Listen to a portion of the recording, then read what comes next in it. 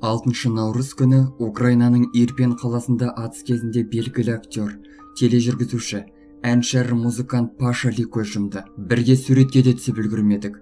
Жатқан жерің жайлы болсын деп жазды украиналық адвокат және журналист Ярослав Куц өзінің Facebook парақшасында. Паша Лидің танысы, әнші Камалияның сөзінше, қаладағы атыс кезінде актер өзінің бронды кеудешесін шешіп, оны мен балаларды жауып қалған. Нәтижесінде Паша мен Камалияның модераторы Дмитрий ауыр жарақат алған. Менің модераторым Дима құрсақ бөлігіне, арқасынан, екі аяғынан ауыр жарақат алған. Олар Паша Лимен бір батальонда қызмет еткен. Ирпенде өртеніп жатқан үйден адамдарды эвакуациялау кезінде екеуі де ауыр жарақат алды. Өз бронды кеудешелерін шешіп, балаларды оқтан қорғады. Барлық 9 бала дін аман. Өкінішке орай, Паша Лиді құтқара алмады. Украиналық батырлар жасасын деп жазды Камалия.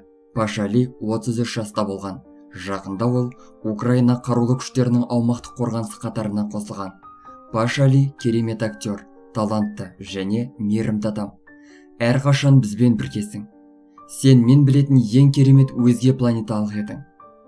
Бүгін өзіңнің әділдік пен жарық планетаңа ұшып кеттің. Паша Ирпенде оққа ұшты.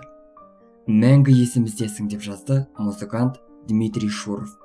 Паша Ли 1988 жылы 10 шілдеде Евпатория қаласында дүниеге келген.